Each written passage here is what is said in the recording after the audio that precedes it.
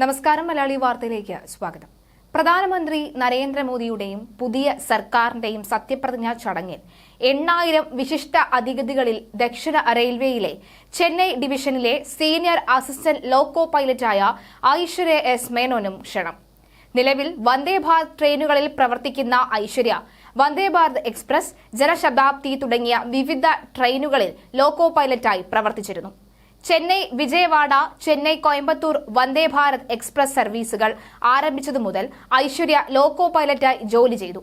Railway സിഗ്നലുകളെക്കുറിച്ചുള്ള ചടുലമായ കൃത്യത, ജാഗ്രത, സമഗ്രമായ അറിവ് എന്നിവയ്ക്ക് മുതിർന്ന ഉദ്യോഗസ്ഥരിൽ നിന്ന് അഭിനന്ദനങ്ങൾ ലഭിച്ച ലോക്കോ പൈലറ്റ് കൂടിയാണ് ഐശ്വര്യ. പ്രധാനമന്ത്രി നരേന്ദ്രമോദിയുടെ സത്യപ്രതിജ്ഞാ ചടങ്ങിൽ ഏഷ്യയിലെ ആദ്യ വനിതാ ലോക്കോ പൈലറ്റായ സുരേഖ യാദവും പങ്കെടുക്കും. ഛത്രപതി ശിവജി മഹാരാജ് ടെർമിനസ് സോലോപൂരിൽ നിന്ന് വന്ദേഭാരത് ട്രെയിനിലാണ് അവർ ജോലി ചെയ്യുന്നത്. മൊത്തം 10 ലോക്കോ പൈലറ്റുമാരാണ് ചടങ്ങിൽ പങ്കെടുക്കുന്നത്. 1988 ഇന്ത്യയിലെ ആദ്യത്തെ വനിതാ ട്രെയിൻ ഡ്രൈവറായി മാറിയ അവർ സെമി ഹൈസ്പീഡ് വന്ദേഭാരത് എക്സ്പ്രസിന്റെ ആദ്യ വനിതാ ലോക്കോ പൈലറ്റ് കൂടിയാണ്.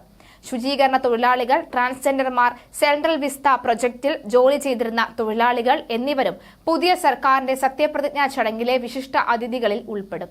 സത്യപ്രതിജ്ഞാ ചടങ്ങിനായി രാഷ്ട്രപതി ഭവനിൽ 8,000-ലധികം അതിഥികൾക്കുള്ള ക്രമീകരണങ്ങൾ നടക്കുന്നുണ്ട് എന്ന് വൃത്തങ്ങൾ അറിയിച്ചിട്ടുണ്ട്.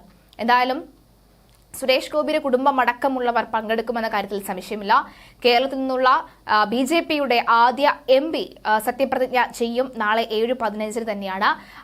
പ്രധാനമന്ത്രി നരേന്ദ്രമോദിക്കൊപ്പം തന്നെയാണ് ആ ചടങ്ങും നടക്കുന്നത്.